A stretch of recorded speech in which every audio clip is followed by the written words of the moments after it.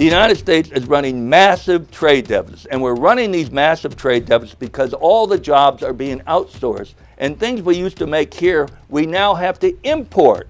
My name is Pat Mulloy. I'm a trade lawyer. I've taught trade law at both Catholic University Law School and George Mason University Law School. I was on the China Commission as a commissioner for 10 years, 5 two-year appointments. Before that, I was Assistant Secretary for Trade at the Commerce Department under President Clinton. Currency manipulation means that you make goods that are produced in your country cheaper for the Americans to buy by underpricing your currency. When the Chinese underprice their currency, then it also makes the goods that are produced in the United States more expensive for the Chinese to buy. So in other words, currency manipulation adds to the trade deficit, and it also causes American companies to outsource production to China because their goods then become cheaper for Americans to buy coming from China. It is one of the reasons that we have the tremendous amount of manufacturers moving their operations to China and out of the United States. But the problem is the Americans don't have the jobs, the Chinese have the jobs. Secondly, the tax revenue that we would get from production in here and help build our infrastructure and help take care of our own people is now being produced in China, and the Chinese get the benefits.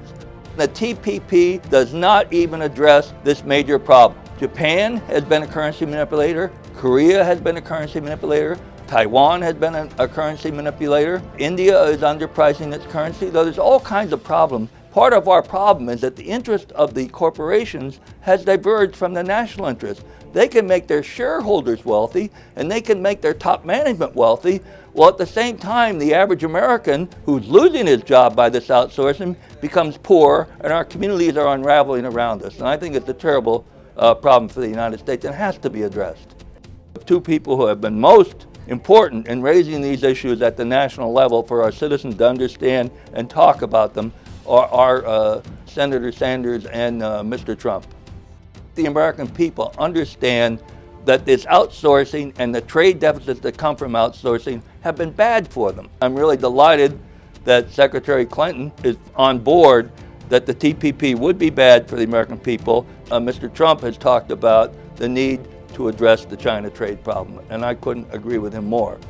Senator Sanders, he voted against all of these trade agreements like NAFTA, like bringing China into the WTO.